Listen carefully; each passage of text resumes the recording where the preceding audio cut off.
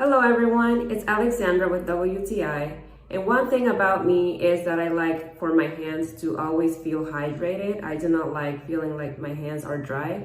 And that is one thing that the Roche-Posay Cicaplast mains has covered for me.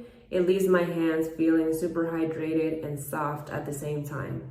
So basically what I do is after I have washed my hands and dried them up, I apply just a pea-sized amount of this hand cream and I rub it all over my hands.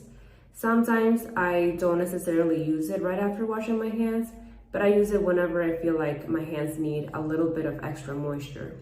Something else that I love about this hand cream is its packaging. It is not too big, it is not too small, so you get just enough amount.